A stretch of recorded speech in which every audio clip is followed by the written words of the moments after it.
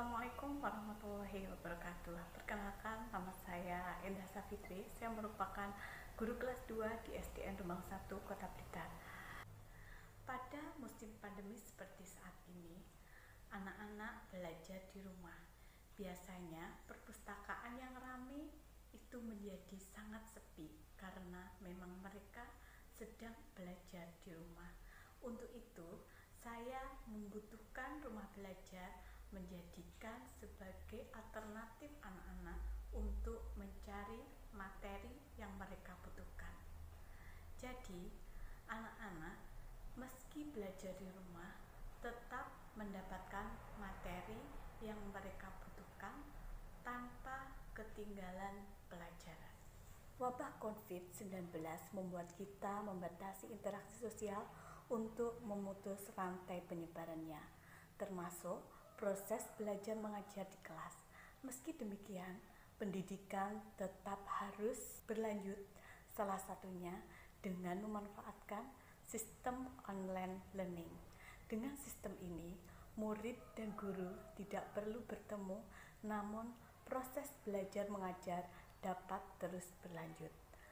Banyak institusi pendidikan di luar negeri saat ini menerapkan sistem online learning sebagai proses belajar meski di tengah pandemi COVID-19. Untuk beralih dari metode pembelajaran tatap muka atau bertemu membutuhkan biaya yang tidak sedikit. Namun, ini bisa dimulai dengan model blended learning. Apa itu blended learning? Model blended learning adalah pada dasarnya merupakan gabungan keunggulan pembelajaran yang dilakukan secara tatap muka dan secara virtual.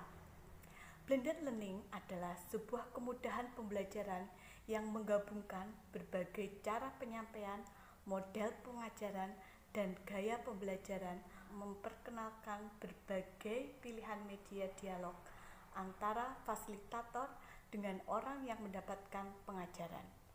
Blended learning juga sebagai sebuah kombinasi pengajaran langsung dan pengajaran online. Tapi lebih daripada itu sebagai elemen dari interaksi sosial.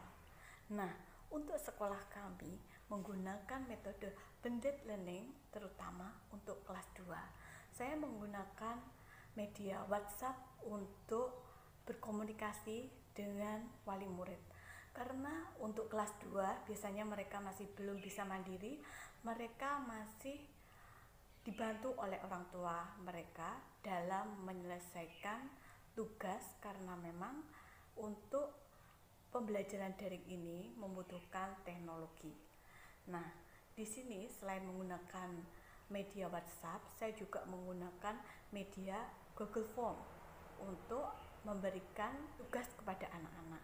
Jadi, anak-anak absensi menggunakan WhatsApp, kemudian mereka mengirimkan tugas melalui Google Form. Selain itu, kami juga menggunakan media belajar yaitu Rumah Belajar. Pada portal pembelajaran yang disiapkan oleh Kementerian Pendidikan dan Kebudayaan yang berisi lebih dari 12.934 materi pembelajaran. Portal ini dapat dimanfaatkan oleh guru untuk mendukung proses mengajar yang lebih interaktif di kelas. Dalam portal Rumah Belajar terdapat sejumlah fitur menarik seperti buku sekolah elektronik, sumber belajar, laboratorium maya. Fitur buku sekolah elektronik menjadi alternatif untuk para siswa yang tidak memiliki buku fisik ataupun sebagai tambahan referensi acuan belajar selain dari buku yang telah dimiliki. Untuk saya, ketika mereka mengerjakan tugas yang saya berikan, anak-anak saya beri link untuk menuju ke rumah belajar.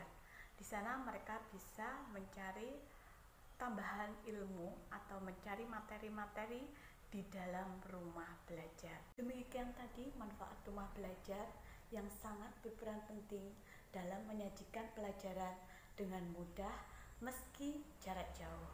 Dengan rumah belajar, kita dapat mengakses pelajaran dimanapun dan kapanpun. Wassalamualaikum warahmatullahi wabarakatuh.